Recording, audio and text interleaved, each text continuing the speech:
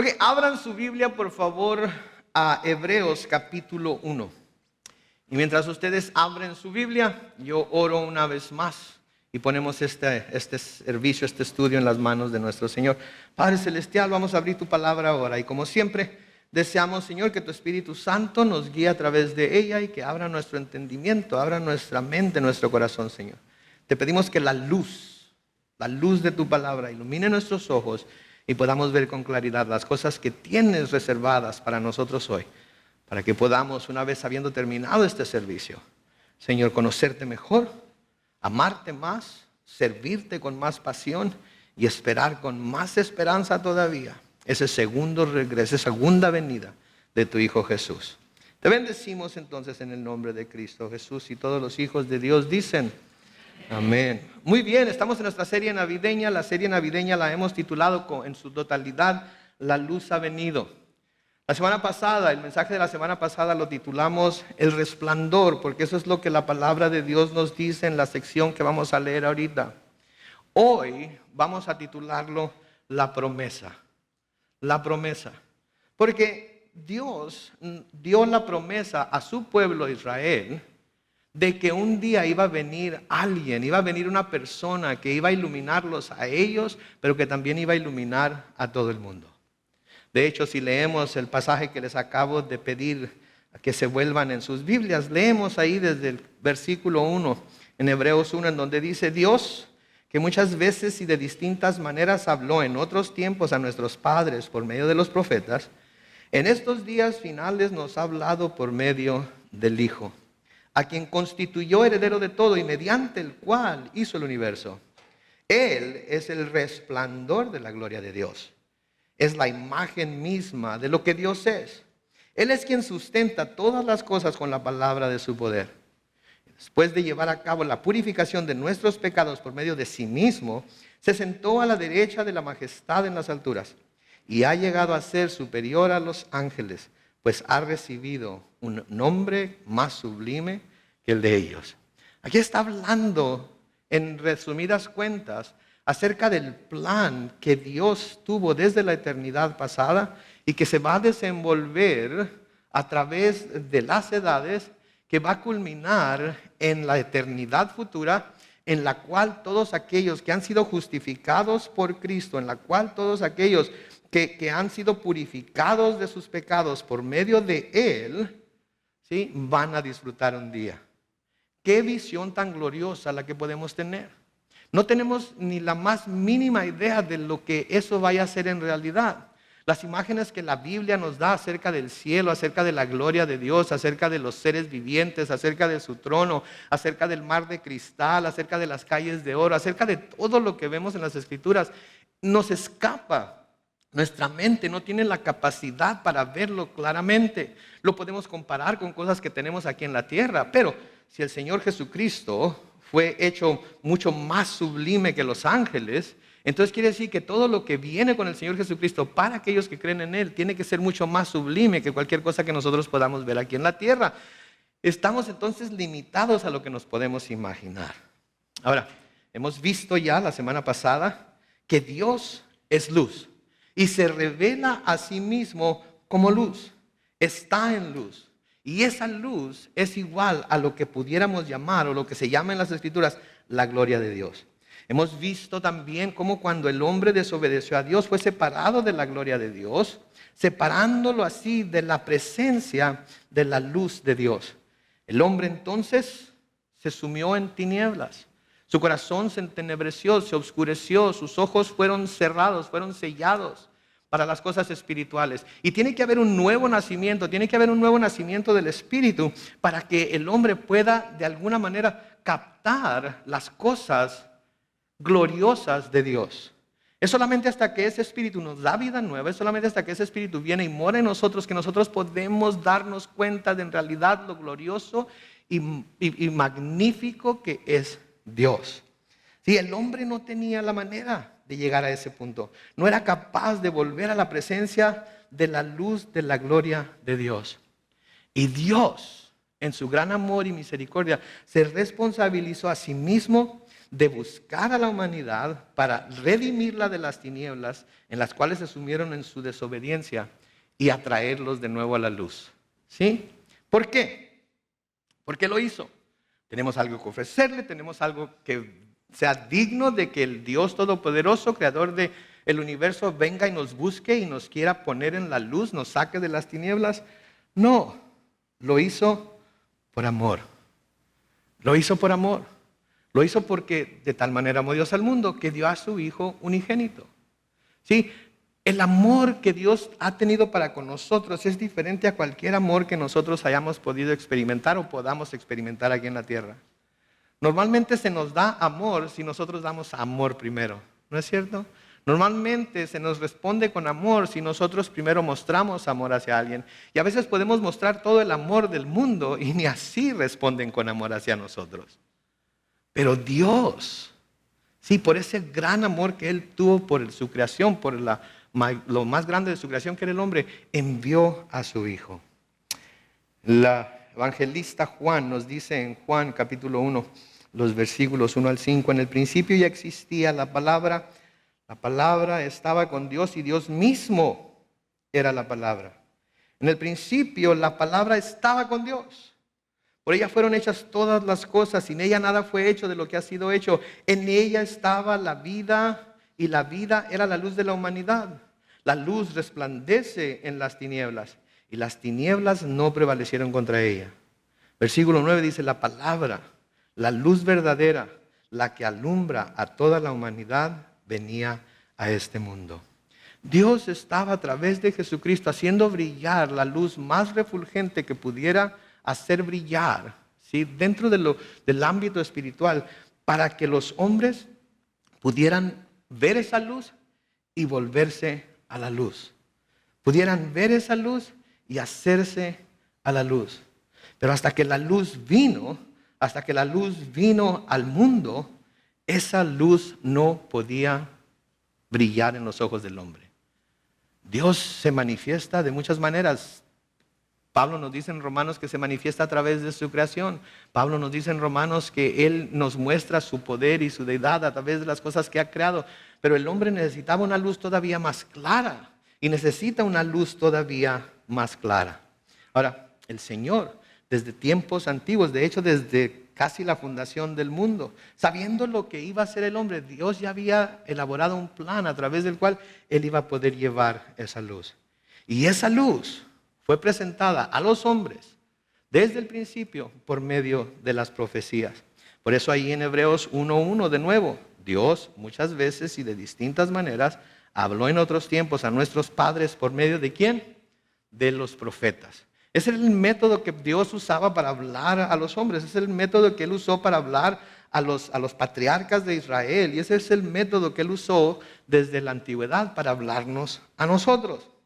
Las palabras de los profetas era lo que daba esperanza al pueblo judío. Cuando escuchaban a los profetas hablar de que un día vendría el Mesías, hablar de que un día vendría el libertador, ellos se sentían con esperanza en su corazón y esperaban con ansia que ese día llegara. Así también las palabras de Cristo, las que a nosotros hemos recibido por parte de Él, que han quedado escritas en su palabra y que son descubiertas a nuestros ojos por medio del Espíritu Santo, vienen y avivan la esperanza en nosotros. Sí, por eso nosotros estudiamos la palabra, por eso nosotros tenemos la palabra en tan alta estima, porque cuando la estudiamos, cuando la escudriñamos, ella nos da nuevas esperanzas de que así como un día vino el Cristo la primera vez, así también un día va a venir el Cristo la segunda vez, porque Él lo prometió. Y nosotros también, al ver que las profecías que Dios les dio a ellos acerca de la primera venida del Mesías se cumplieron, tal y como Dios había dicho, podemos tener la seguridad de que lo mismo sucederá con lo que su palabra dice acerca de su segunda venida. Porque cuando tenemos esa seguridad, podemos vivir en su luz. Cuando tenemos esa seguridad, no importa qué esté pasando en el mundo, tenemos paz, tenemos tranquilidad, porque confiamos en su venida. Una de las cosas que Dios habló por medio de los profetas fue que la luz vendría al mundo y que esa luz abriría el camino para que la humanidad pudiera volver a tener la habilidad para estar en la presencia de la gloria de Dios. Noten, para que la humanidad pudiera volver a tener la habilidad para estar en la presencia de Dios.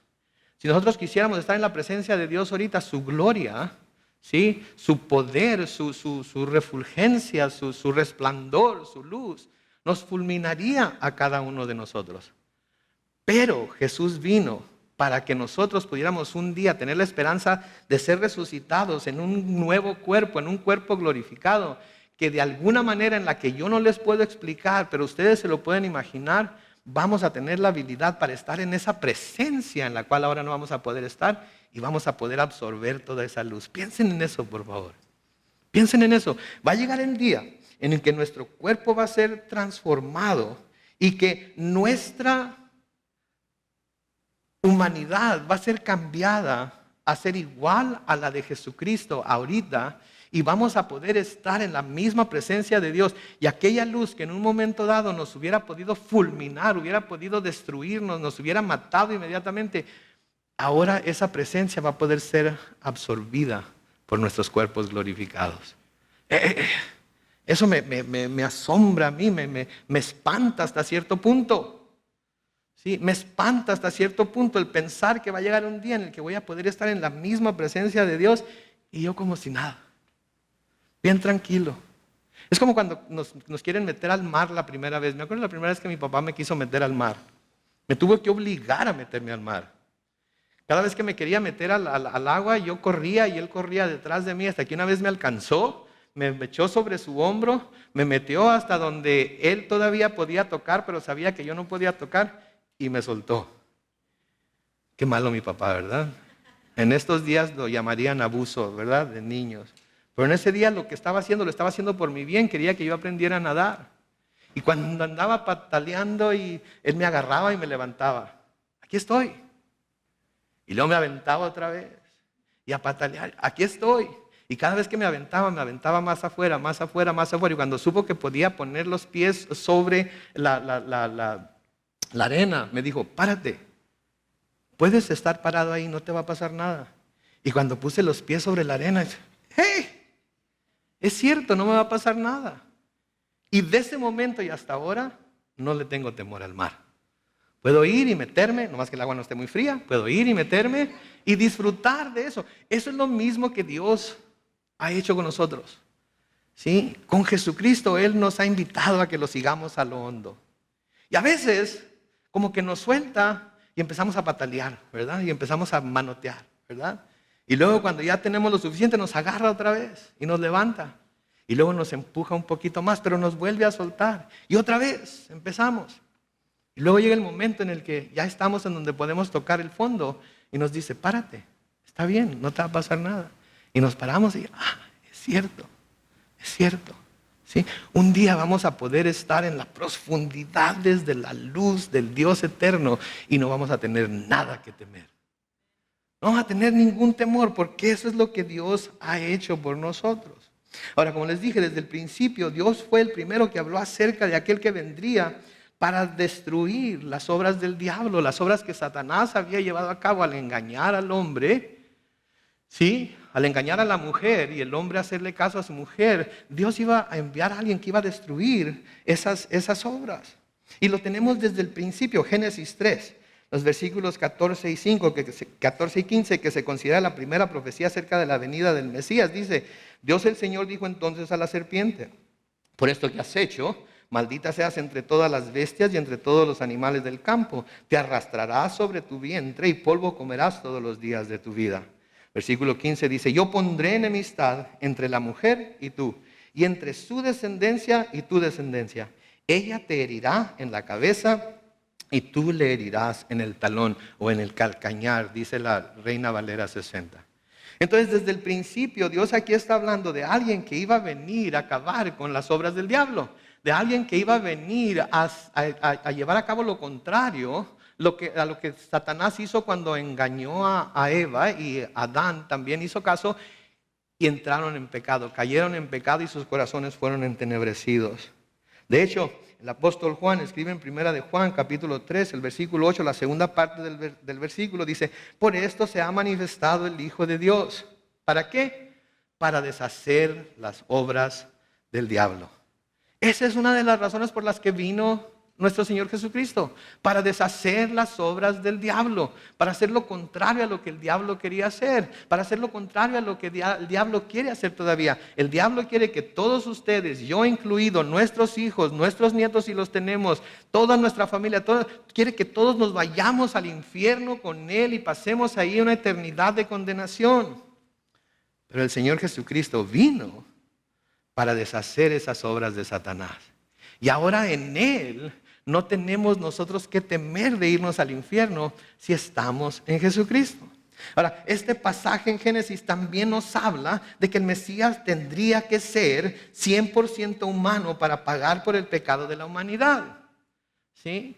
El Mesías tenía que ser 100% humano para pagar por el pecado de la humanidad. Por eso está hablando aquí, por eso le dice a Satanás que él va a poner enemistad entre la mujer y él, y entre la descendencia de la mujer y la descendencia de Satanás. La descendencia de la mujer tenía que ser humano. Tenía que ser humano. Y eso es algo muy importante que debemos recordar, que el Señor Jesucristo era 100% humano. Era un hombre como ustedes y yo. Sentía dolor, sentía tristeza, sentía hambre, sentía cansancio, sentía sed. No era un ser que no lo afectaran las cosas naturales. Tenía que ser hombre, que tuviera sangre corriendo por sus venas para que pudiera derramar esa sangre y pudiera redimirnos así de nuestros pecados. En Gálatas 4:4 Pablo escribe: pero cuando se cumplió el tiempo señalado, Dios envió a su Hijo. Noten, que nació de una mujer y sujeto a la ley. ¿Para qué? Para que redimiera a los que estaban sujetos a la ley, a fin de que recibiéramos la adopción de hijos. Tenía que ser hombre entonces. Tenía que poder sangrar. Tenía que poder sufrir. Miren, hermanos, el pecado trae sufrimiento. El pecado trae heridas. El pecado trae muerte. Y porque nosotros somos salvos del pecado por la obra de Jesús y a nosotros no nos ha costado nada, eso no quiere decir que a Él no le costó nada. Le costó el dolor que nosotros deberíamos haber sufrido. Le costaron las heridas que nosotros debíamos haber recibido. Le costó el derramar su sangre como nosotros deberíamos de derramarla a causa de nuestro pecado. Eso es lo que Él hizo. Y tenía que ser hombre, tenía que ser humano. En Romanos capítulo 5, los versículos 15 al 17, de nuevo, Pablo escribe: pero el pecado de Adán no puede compararse con el don de Dios. Pues si por el pecado de un solo hombre muchos murieron, la gracia y el don que Dios nos dio por medio de un solo hombre, Jesucristo, abundaron para el bien de muchos. El don de Dios no puede compararse con el pecado de Adán, porque por un solo pecado vino la condenación, pero el don de Dios vino por muchas transgresiones para justificación. Pues si por la transgresión de uno solo reinó la muerte, mucho más reinarán en vida los que reciben la abundancia de la gracia y del don de la justicia mediante un solo hombre, Jesucristo. Noten cuántas veces lo llama hombre. No lo llama hombre nada más porque sí. No está señalando Pablo que es un hombre nada más porque sí. Está señalando Pablo que es un hombre para que nosotros nos demos cuenta que lo que nosotros hubiéramos tenido que sufrir en la cruz, lo sufrió Él. Ahora, ninguno de nosotros ha sido crucificado. Pero vemos lo que sucede con alguien que es crucificado. Vemos el dolor que sin duda tiene que sufrir. Vemos el tormento que sin duda tiene que pasar.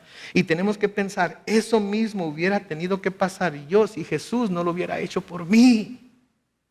Porque cuando nos damos cuenta entonces de la grandeza del sufrimiento de nuestro Señor Jesucristo, de aquel a través del cual Dios creó todo lo que podemos ver y lo que no podemos ver, entonces en realidad sentimos agradecimiento por lo que Él hizo. ¿Sí? En realidad sentimos agradecimiento por lo que Él hizo. No sé cuántos de ustedes sepan, pero mi padre murió cuando yo tenía 1 año y medio. Yo no conocía a mi padre terrenal. Pero cuando tenía 5 años, mi mamá volvió a casarse. Y se volvió a casar con un hombre que nunca nos vio a mí y a mi hermano como menos que sus propios hijos. Al contrario, nosotros tuvimos más de él que sus propios hijos. Pero cuando nosotros estábamos creciendo, Él siempre estuvo en casa. Sabíamos que cuando llegáramos de la escuela, mamá iba a estar en casa y sabíamos que a las 2, 3 horas papá iba a llegar a casa. Nunca nos faltó nada de comer, nunca nos faltó ropa para vestirnos, nunca nos faltó techo sobre nuestra cabeza, nunca lo vimos borracho, nunca lo vimos, es más, dejó de fumar cuando se casó con mi mamá. Les digo algo, es un hombre muy bueno. Pero me entristece tener que decir que todavía no acepta a Cristo.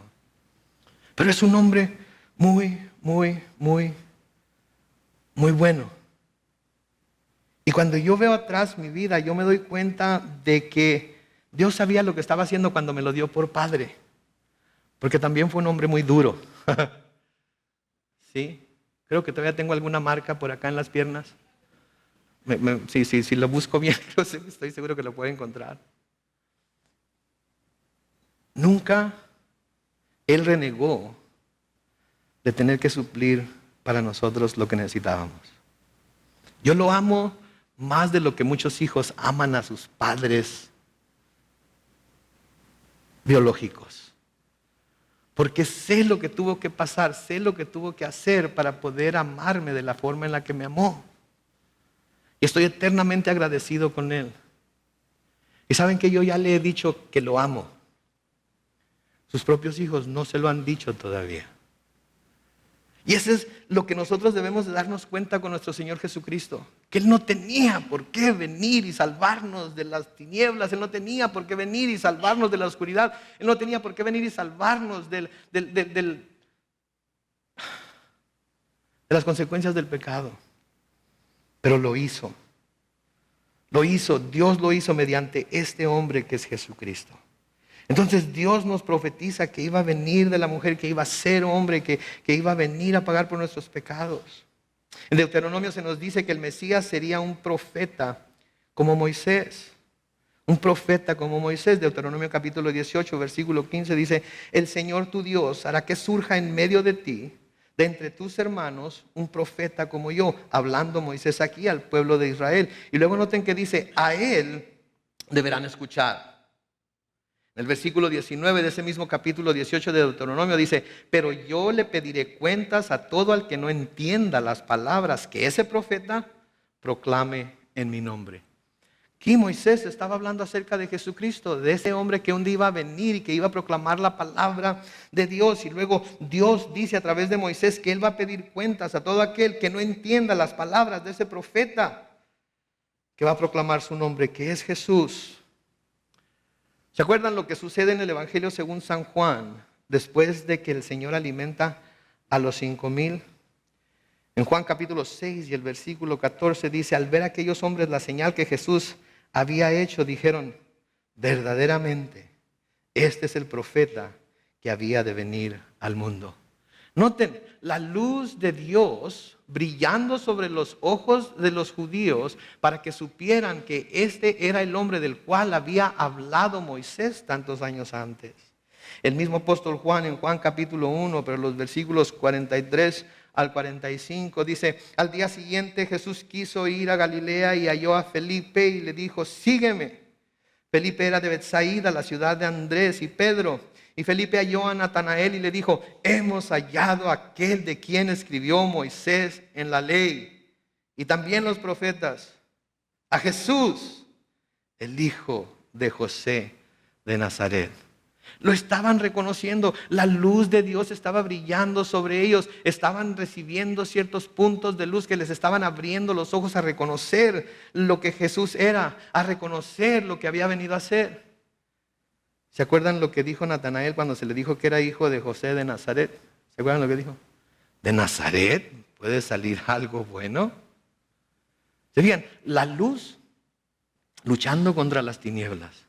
La luz de Dios queriendo abrir los ojos de los ciegos, queriendo abrir los ojos de aquellos que tenían su corazón entenebrecido, y Satanás poniendo todo tipo de obstáculos para que no pudieran ver.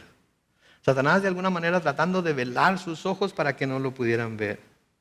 En Hechos capítulo 3, los versículos 22 al 24 dice: porque Moisés dijo, Pedro predicando aquí: el Señor su Dios les levantará un profeta de entre sus hermanos como me levantó a mí. Ustedes deben atender a todo lo que Él les diga.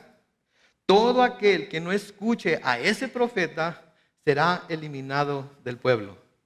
Porque todos los profetas, a partir de Samuel, han hablado de estos días y los han anunciado. Noten ustedes lo que se nos está diciendo aquí en Hechos. Todos los profetas desde Samuel han estado hablando acerca de esto que ha estado sucediendo, de esto que ha venido a suceder en la persona de Jesucristo. ¿Sí? Eso es lo que nos han estado viniendo a anunciar. Eso es lo que nos han estado diciendo a través de todos estos años. Por eso el Señor Jesucristo dijo muy claramente en Juan 8:12, en otra ocasión Jesús les dijo, yo soy la luz del mundo. El que me sigue no andará en tinieblas, sino que tendrá la luz de la vida. Y en Juan 12, versículos 35 a 37 dice, Jesús les dijo, por un poco más de tiempo la luz está entre ustedes. Mientras tengan luz, caminen para que no les sorprendan las tinieblas, porque el que anda en tinieblas no sabe por dónde va. Mientras tengan la luz, crean en la luz para que sean hijos de la luz. Dicho esto, Jesús se fue y se ocultó de ellos. Y a pesar de que había hecho tantas señales ante ellos, ¿qué dice? No creían en él. Noten la luz de Dios tratando de brillar en los ojos de los hombres, tratando de brillar en el corazón de los hombres. Dios mismo aquí llamándolos a que crean en la luz. Dios mismo aquí diciéndoles que la luz estaba entre ellos y que mientras la luz estuviera entre ellos deberían de prestar atención a lo que la luz estaba diciendo. ¿Sí? ¿Saben que la luz ahorita está en el mundo? La luz está siendo manifestada por medio del Espíritu de Dios. Está tratando de convencer al mundo de la maldad, del juicio. Está tratando de convencer al mundo de que debe acercarse a Jesucristo. ¿Y qué es lo que hacen los hombres? Huyen de la luz. Huyen de la luz. Espero que nadie aquí esté huyendo de la luz. Por favor, acérquense a la luz. Por favor, vengan a la luz. Y saben que el problema de la incredulidad sigue entre nosotros porque Satanás, como en el tiempo de Jesús, como a través de toda la historia, sigue cegando a la humanidad para que no vean la luz del Evangelio de Jesucristo. ¿Sí? Sigue cegando a la humanidad.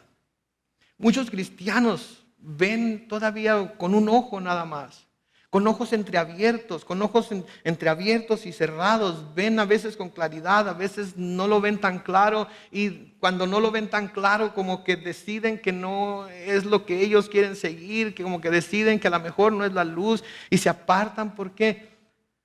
Porque no han abierto completamente los ojos a la luz. Pablo nos dice en 2 Corintios 4, los versículos 3 y 4. Pero si nuestro evangelio está aún encubierto, lo está entre los que, ¿qué? Se pierden. Pues como ellos no creen, el Dios de este siglo les ha cegado el entendimiento para que no resplandezca en ellos la luz del evangelio de la gloria de Cristo, el cual es la imagen de Dios. ¿Saben que Satanás todavía tiene cegado al mundo? El Dios de este siglo todavía tiene cegado y entenebrecido el entendimiento de muchas personas. Reducen el evangelio de Jesucristo a normas, reducen el evangelio de Jesucristo a dogmas, reducen el evangelio de Jesucristo a la religiosidad, reducen el evangelio de Jesucristo a lo que ellos pueden hacer por y para Dios. Y el evangelio de Jesucristo no se trata de nada de eso. El evangelio de Jesucristo se trata de recibirlo a Él tal y como es y caminar en la luz de su palabra mientras Dios nos tenga aquí. Porque un día vamos a estar en su luz eterna en el cielo. ¿Quién dice amén? Y por eso, mis hermanos y hermanas, los que ya hemos creído en Él, los que tenemos ese Espíritu Santo de Dios en nosotros, no debemos ni podemos dejar de predicar el Evangelio de Cristo. ¿Se acuerdan cuando el Señor se le apareció a Pablo en el camino a Damasco? Lo acabamos de estudiar. 3 veces lo vimos en el libro de los Hechos. Pero en la versión que se nos da en Hechos 26, los versículos 16 al 18, el Señor le dice esto a Pablo. Escuchen, ponte de pie, que me he aparecido a ti porque tú vas a ser ministro y testigo de lo que has visto y de lo que aún te voy a mostrar. Versículo 17 dice, yo libraré de tu pueblo yo te libraré de tu pueblo y de los judíos y quiero que vayas a ellos. Noten por favor el versículo 18, para que les abras los ojos y se conviertan de las tinieblas a la luz y del poder de Satanás al poder de Dios, para que por la fe en mí reciban el perdón de sus pecados y la herencia de los que han sido santificados. Noten lo que le dice aquí el Señor a Pablo: levántate. Yo voy a estar contigo, yo te voy a librar de todo lo que te pudiera pasar, yo te voy a librar de los mismos judíos, pero quiero que tú vayas, les prediques el evangelio de Jesucristo. Quiero que les abras los ojos y se conviertan de las tinieblas a la luz. Noten, del poder de Satanás al poder de Dios. Eso es lo que estamos intentando hacer cuando predicamos el evangelio. Eso es lo que debemos hacer cuando prediquemos el evangelio. El Señor se va a encargar por el poder de su Espíritu de encender las luces en los corazones de los incrédulos y que despierten ellos el deseo de acercarse a esa luz. Nosotros no lo vamos a poder hacer. Y esa luz, cuando se despierte en ellos, se va a manifestar a través de la manera que viven, a través de las obras que hacen. El mismo Señor Jesucristo nos dice que por eso debemos hacer buenas obras, para que los hombres las vean y glorifiquen a nuestro Padre que está en los cielos. Pero no las hacemos para ganarnos la salvación. Él ha logrado eso por nosotros. De nuevo, esto es lo que los profetas siempre anunciaron. En Isaías 42, versículos 6 y 7 se nos dice: yo soy el Señor, yo te he llamado en el momento justo y te sostendré por la mano, yo te protegeré y tú serás mi pacto con el pueblo. Y noten, y una luz para las naciones. Noten, tú serás mi pacto con el pueblo. Tú vas a hacer el cumplimiento del pacto que hice con mi pueblo, los judíos. Pero no solamente vas a hacer ese pacto con el pueblo, sino que también vas a hacer una luz para todas las naciones. No importa en dónde se encuentren, no importa de dónde sean, tú vas a hacer la luz para esas naciones. Luego noten en el versículo 7, quiero que abras los ojos de los ciegos, que saques de la cárcel a los presos y de sus calabozos a los que viven ¿en qué? En tinieblas. Por eso nos dice que nosotros somos la luz del mundo. Y una luz no se puede mantener escondida. No se pone debajo de la cama, no se cubre con una cesta. Nuestra luz tiene que brillar, porque la luz que brilla en y a través de nosotros es la luz de Jesucristo, que es la única luz que puede salvar a la humanidad. Por eso vino ese niño. Por eso lo prometió Dios y por eso a través de las profecías que nos da en la Biblia, por eso Él quería que la luz de alguna manera brillara, resplandeciera y llamara a los hombres hacia sí mismo. En Lucas capítulo 4, los versículos 18 y 29, Jesucristo hablando aquí dice: el Espíritu del Señor está sobre mí. Me ha ungido para proclamar buenas noticias a los pobres. Me ha enviado a proclamar libertad a los cautivos. Noten, a dar vista a los ciegos, a poner en libertad a los oprimidos y a proclamar el año de la buena voluntad del Señor. Cuando habla del año, no está hablando nada más del año en el que lo dijo. Está hablando del tiempo en el cual el hombre puede recibir la buena voluntad de Dios a través de Jesucristo. ¿Se acuerdan lo que dijeron los ángeles? ¿Se acuerdan lo que dijeron los ángeles?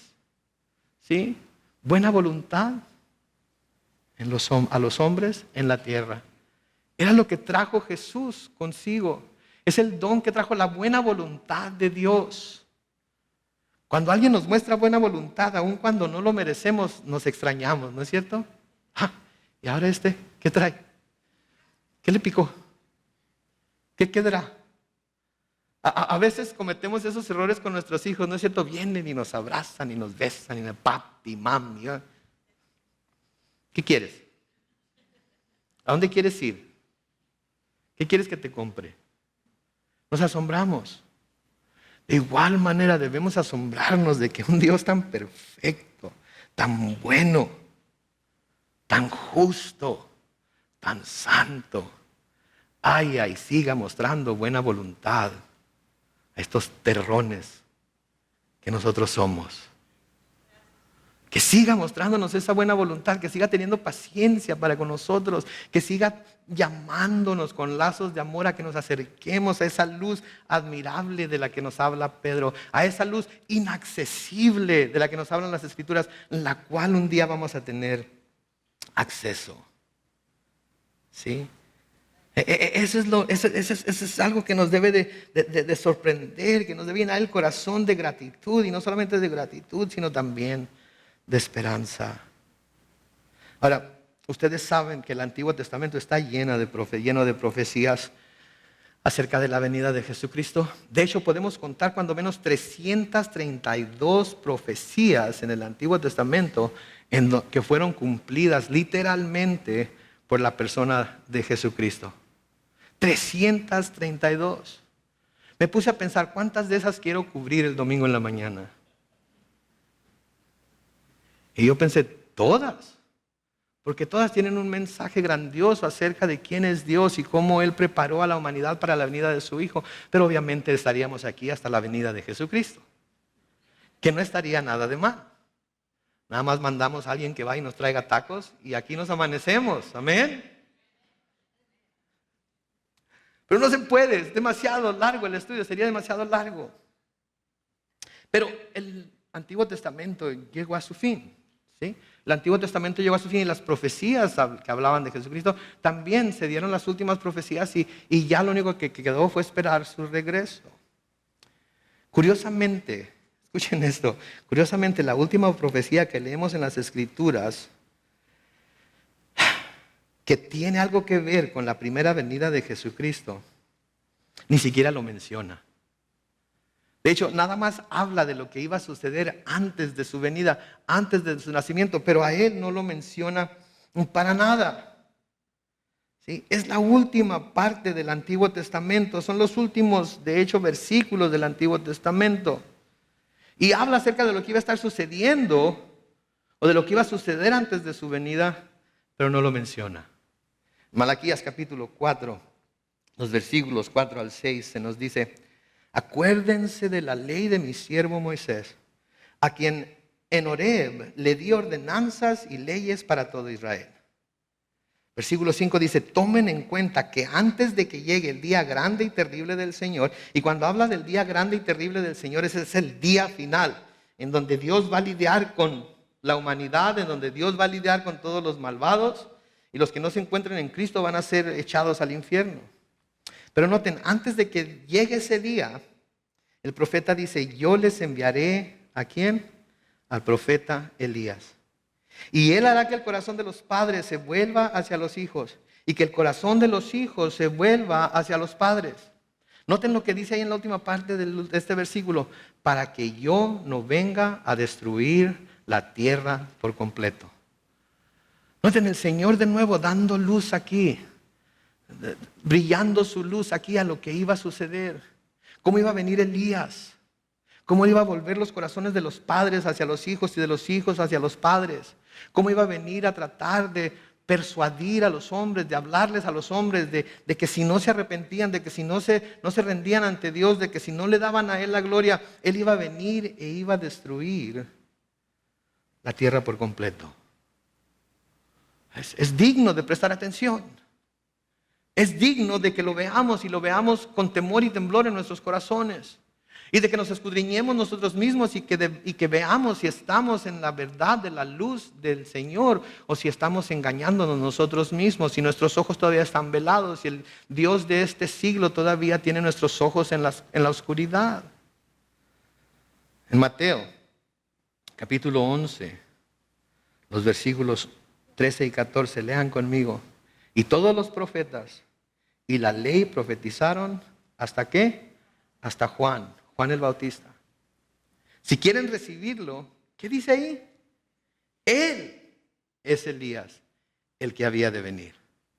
Noten por favor la luz tan grande que se está encendiendo aquí. ¿Sí? La luz tan grande de la palabra que se está encendiendo aquí.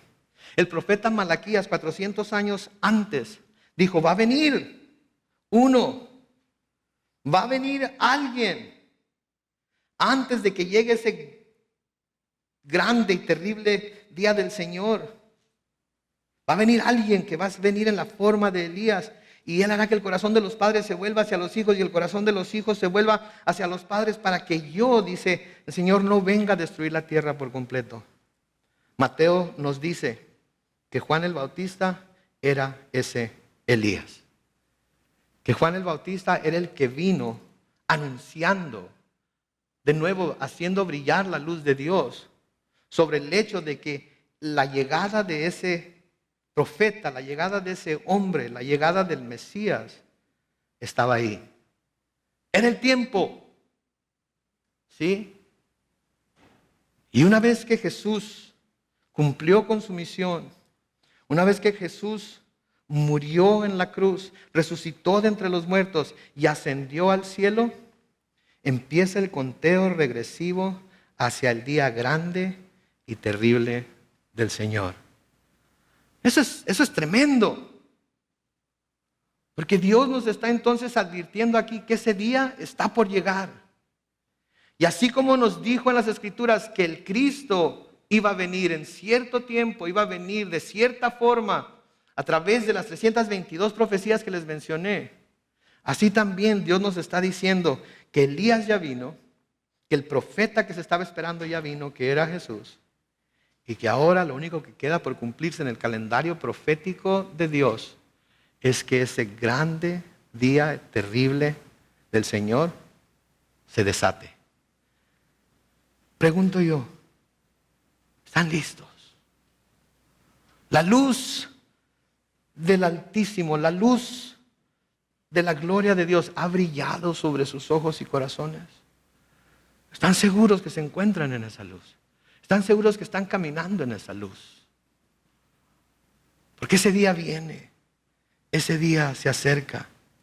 Entonces, un día iba a venir Juan el Bautista en la forma y en el espíritu de Elías a proclamar que el Mesías estaba cerca, a proclamar que el día había llegado para que el pueblo se preparara, para que la humanidad se preparara, porque Jesús iba a venir. Y sí, primero iba a nacer, iba a crecer, iba a morir, iba a ser sepultado e iba a resucitar.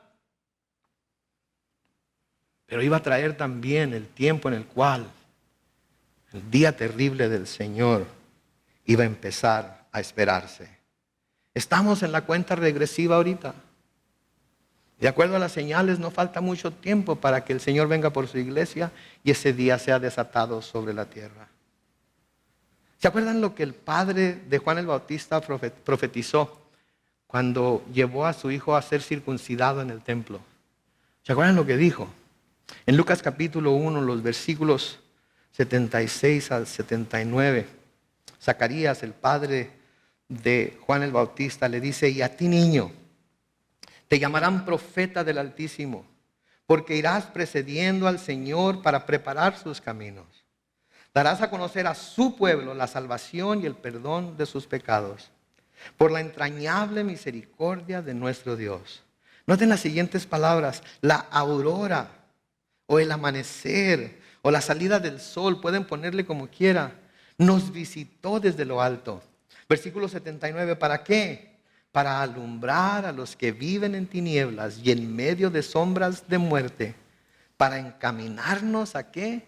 Por la senda de paz. ¿Se fijan ustedes?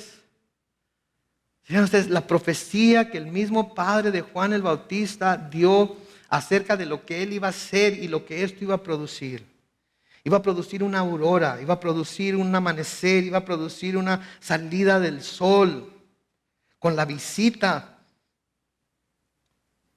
desde lo alto de aquel que venía de las alturas de los cielos para alumbrar a los que viven en tinieblas y en medio de las sombras de muerte, para encaminarnos por la senda de paz. ¿Qué es lo que de lo que se habla más durante la Navidad? No es de la paz. Todo el mundo quiere paz, ¿verdad?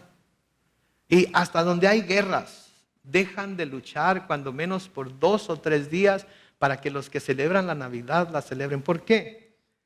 Porque se están acordando de que eso es lo que Dios anunció. Si no lo podemos lograr, no es porque Dios no nos haya dado la manera, no es porque Dios no nos haya abierto los ojos, no es porque Dios no nos haya mostrado el camino. Si no queremos tener paz, ¿sí?, entre naciones, entre familias, entre cónyuges, entre padres e hijos, entre hermanos en Cristo, entre amistades. Si no queremos tener paz, no es porque Dios no nos haya mostrado la manera, el camino para llegar a la paz, es porque nos rehusamos tomar ese camino para poder disfrutar de esa paz. Esa es la razón. ¿De dónde vienen todas las contiendas? No vienen de nuestro propio egoísmo, no vienen de querer satisfacer nuestras propias necesidades, sino importarnos los demás, no importarnos lo que sienten, lo que piensen, lo que necesiten, lo que no tengan, lo que sí tengan. De ahí viene todo ello. De ahí vienen todas esas batallas. Pero Él ha venido para mostrarnos el camino, la senda de la paz. Por eso celebramos la venida del niño de Jesús. Y por eso Dios estuvo anunciando a través de todos los tiempos su venida. Y por eso la sigue anunciando hoy. Y nosotros debemos anunciarla también al celebrar la Navidad. Tenemos que anunciar que Él ya vino, que Él trajo paz, que Él trajo paz entre Dios y los hombres y que ahora nosotros podemos aprovecharnos de la buena voluntad que a través de Él Dios está mostrando a la humanidad. Dios les está mostrando a ustedes y a mí. Tenemos que aprovecharnos de ello. En Isaías capítulo 9, los versículos 1 al 2. Escuchen lo que dice aquí, por favor. Pero no siempre habrá oscuridad para la que ahora está angustiada. En los primeros tiempos las regiones de Zabulón y Neftalí fueron afligidas. Pero en los últimos tiempos se llenará de gloria el camino del mar. Al otro lado del Jordán, noten, en Galilea de los gentiles, el pueblo que andaba en tinieblas vio una gran luz.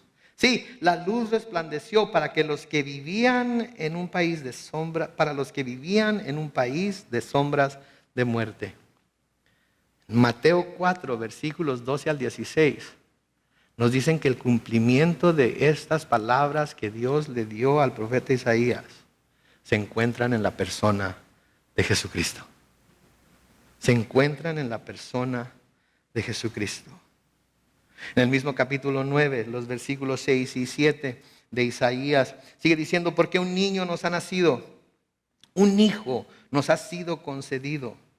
Sobre sus hombros llevará el principado y su nombre será, ¿qué dice? Consejero admirable.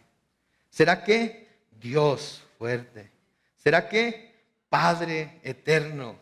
¿Y será qué? Príncipe de paz. Príncipe de paz. Eso es lo que es Jesús. Eso es lo que vino a traer Jesús.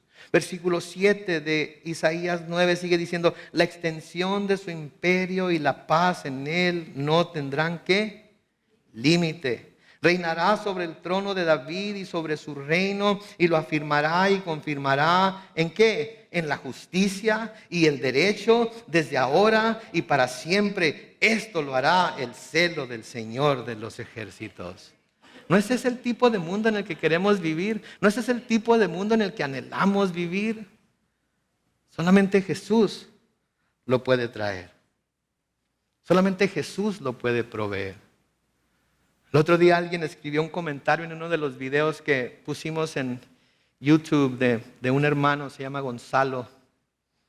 Él vive en Chile. Y me dice, hermano, ¿por qué siento a veces tanta tristeza en mi alma? He sido cristiano por 12 años, pero yo soy el único cristiano en mi familia y mi esposa también es cristiana, pero ¿por qué a veces siento tanta tristeza en mi alma? ¿Por qué a veces siento desesperación? ¿Por qué a veces siento tantas ansias?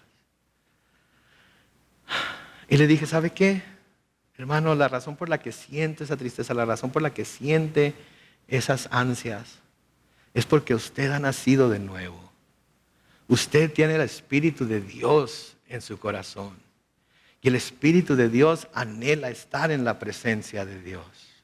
Y mientras usted no esté en la presencia de Dios, va a sentir esas ansias, va a sentir ese ardor en su corazón, va a sentir ese deseo de no estar aquí. Pero recuerde lo que Pablo nos dice en 2 de Corintios. Que sí, quisiéramos estar más bien ausentes del cuerpo y estar presentes con el Señor. Pero mientras Él nos tenga aquí, tenemos que someternos a Él y vivir de la forma en la que Él quiere que vivamos para que podamos ser luz para el mundo que se encuentra en tinieblas. Amén. Mateo capítulo 1, versículos 18 al 23. Es el cumplimiento de la profecía de Isaías capítulo 7. Lean conmigo lo que dice el evangelista Mateo ahí. Mateo 1, 18 al 23 dice: el nacimiento de Jesucristo fue así. María, la madre de Jesús, estaba comprometida con José, pero antes de unirse como esposo, se encontró que ella había concebido del Espíritu Santo. José, su marido, era un hombre justo y quiso dejarla secretamente, pues no quería denigrarla. Versículo 20. Mientras José reflexionaba al respecto, un ángel del Señor se le apareció en sueños y le dijo: José, hijo de David, no temas recibir a María, tu mujer, porque su hijo ha sido concebido por el Espíritu Santo. María tendrá un hijo, a quien pondrás por nombre Jesús, porque él salvará a su pueblo de sus pecados. Versículo 22 dice: todo esto sucedió para que se cumpliera lo que el Señor dijo por medio del profeta, como les dije a Isaías. Una virgen concebirá y dará a luz un hijo, y le pondrás por nombre Emmanuel, que significa que Dios con nosotros. Recibimos a Jesús, estamos recibiendo a Dios. Tenemos a Jesús, tenemos a Dios. En esta fecha en la que nos encontramos ahorita, en la que hemos puesto nuestro arbolito, hemos colgado nuestras luces, hemos envuelto nuestros regalos, los hemos puesto debajo del árbol, tenemos las medias en la chimenea y andamos pensando en qué regalarle a las personas que más amamos. Recordemos que de tal manera Dios nos amó a nosotros, que dio a su Hijo unigénito, para que por haber creído en Él no perezcamos, mas tengamos vida eterna. Y recuerden también que la luz todavía está en el mundo. Todavía quiere alumbrar nuestros ojos y nuestros corazones. Todavía quiere alumbrar nuestras almas. Todavía quiere llamarnos la atención para que nos acerquemos a Dios. Por eso la Navidad es tan hermosa, porque como cristianos podemos acordarnos de esa luz gloriosa que vino en Jesucristo y que nos ha estado alumbrando el camino de nuevo al Padre. Y debemos escuchar las palabras de Jesús. Cuando Él dice: yo soy la luz del mundo. El que me sigue no andará en tinieblas, sino que tendrá la luz de la vida. Un poco más de tiempo, la luz está entre ustedes. Mientras tengan luz, caminen para que no los sorprendan las tinieblas. Porque el que anda en tinieblas no sabe por dónde va. Mientras tengan la luz, crean en la luz, para que sean hijos de la luz. La luz está brillando todavía. La luz está abriendo nuestros ojos, nos está despertando, nos está llamando a que nos acerquemos más a ella. Busquemos, acerquémonos, vivamos en esa luz. Amén. Oremos. Padre Celestial, te damos gracias por tu amor y tu misericordia. Te damos gracias, Señor, por ese don tan grande que nos has dado en la persona de tu Hijo Jesús. Te pedimos, Señor, que en este tiempo de Navidad, oh Dios, recordemos que esa luz ha venido a esta tierra y más importante que eso, ha venido a alumbrar en nuestros ojos y corazones y ahora vemos con claridad, oh Dios, su propósito vemos con claridad, sus promesas vemos con claridad, oh Dios, que un día vamos a estar con Él en el cielo y te pedimos que nos ayudes a cada uno de nosotros, Señor, a andar continuamente en esa luz. Sabemos, Señor, que tú eres el príncipe de paz. Y tú quieres traer paz a nuestros corazones. Y que la primera paz que debemos hacer es la paz con nuestro Dios, el Dios que nos creó, el Dios que a pesar de que le hemos ofendido y de que hemos desobedecido sus mandamientos, Él te ha dado a ti, a las naciones, para que en ti podamos tener paz con Él. Te pido por cada persona aquí presente, Señor, cualquiera, creyente o incrédulo, si no sabe, si no está seguro, si no tiene en sí la seguridad de que tiene paz contigo, que hoy haga las paces. ¿Y saben qué, hermanos y hermanas? Creyentes o no, lo único que tienen que hacer es decir: Señor, yo quiero experimentar la paz contigo. Lo que sea que está trayendo enemistad entre tú y yo, en el nombre de Cristo, quítalo hoy. En el nombre de Cristo, ayúdame a entregártelo. En el nombre de Cristo, ayúdame a arrepentirme y a volverme a ti. Hoy he visto la luz. Quiero vivir en esa luz. Quiero acercarme más a esa luz. Quiero que esa luz alumbre mis ojos y mi corazón.